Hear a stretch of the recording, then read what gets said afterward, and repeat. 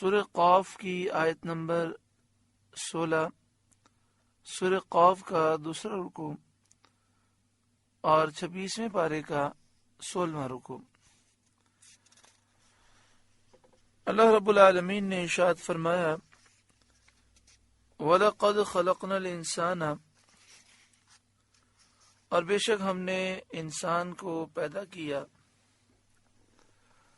وَنَعْلَمُ مَا تُوَسْوِسُ بِهِ نَفْسُهُ، اور ہم جانتے ہیں جو وسوسہ اس کا نفس ڈالتا ہے۔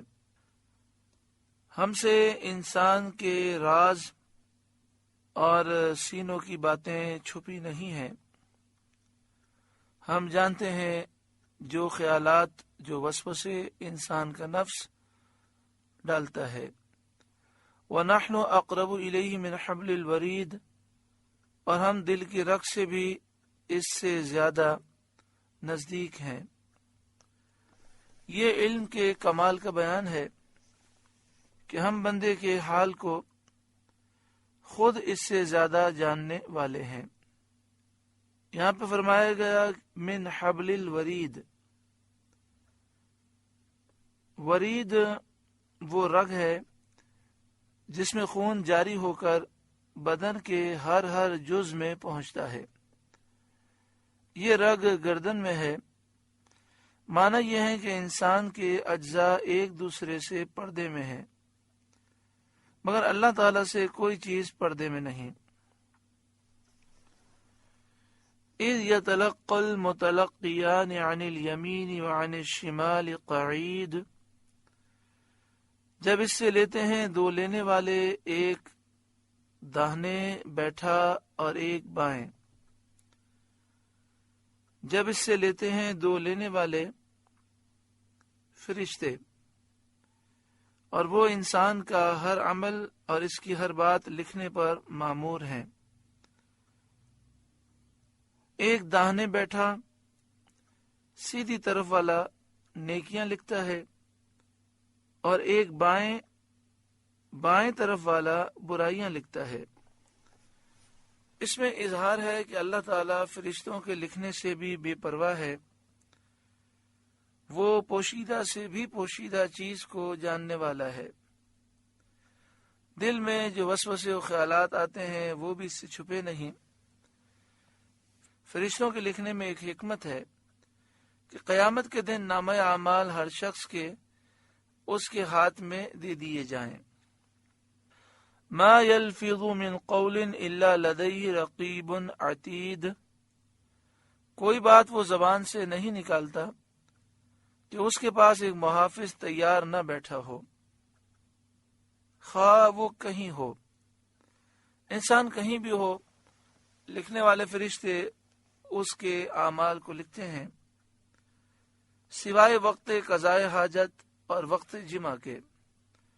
جمعہ کے وقت اور قضاء حاجت کے وقت فرشتے آدمی کے پاس سے ہٹ جاتے ہیں۔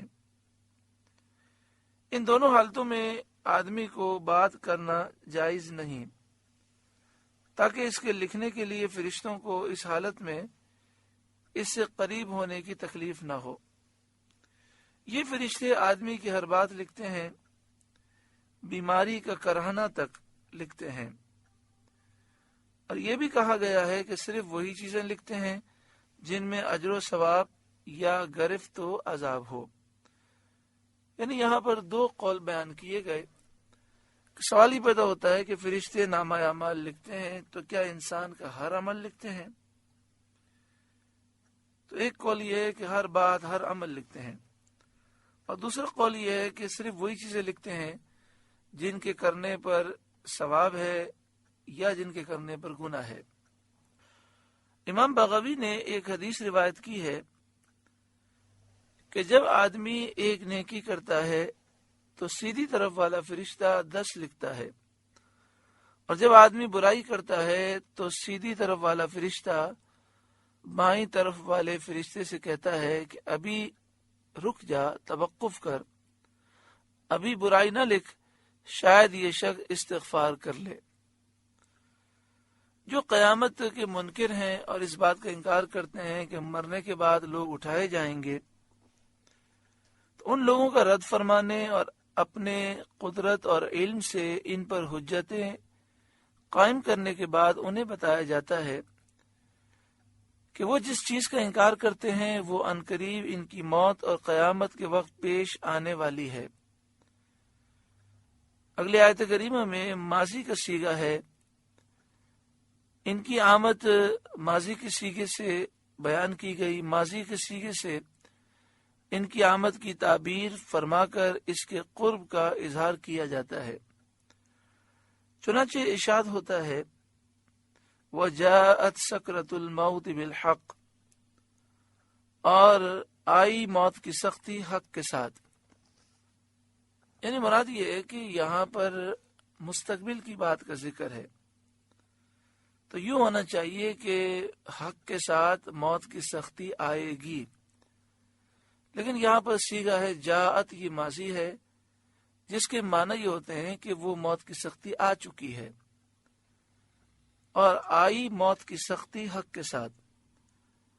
مستقبل کی بات کو صیغہ ماضی سے ذکر اس لیے کیا گیا تاکہ یہ واضح ہو جائے کہ اس کا آنا یقیناً ہے۔ موت کی سختی عقل کو، حواس کو مختل اور مقدر کر دیتی ہے۔ اس وقت اسی کا ایمان بچتا ہے جس پر اللہ کا فضل ہوتا ہے۔ بالحق، حق کے ساتھ۔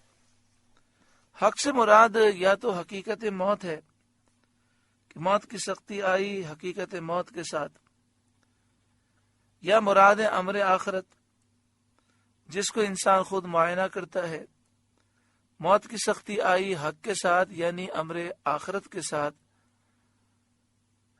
یا مراد انجام کار سعادت اور شقاوت، یعنی موت کی سختی آئی حق کے ساتھ انجام کے ساتھ آئی، جو نیک ہے اس کے لیے سعادت لے کر آئی، جو برا ہے اس کے لیے شقاوت لے کر آئی۔ اور سکرات کی حالت میں مرنے والے سے کہا جاتا ہے کہ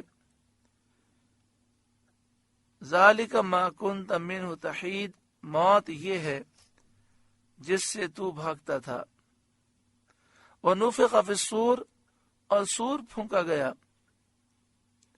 یہاں بھی ماضی کا صیغہ ہے اور بات مستقبل کی ہو رہی ہے، یعنی یقیناً ایسا ہوگا، سور پھونکا جائے گا۔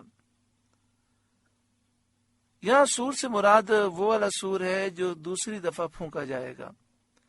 پہلی دفعہ جب سور پھونکا جائے گا تو سارے لوگ ہلاک ہو جائیں گے، دوسری مرتبہ سور پھونکا جائے گا تو سب دوبارہ زندہ ہوں گے۔ ذالک یوم الوعید، یہ ہے وعدہ عذاب کا دن جس کا اللہ تعالیٰ نے کفار سے وعدہ فرمایا تھا۔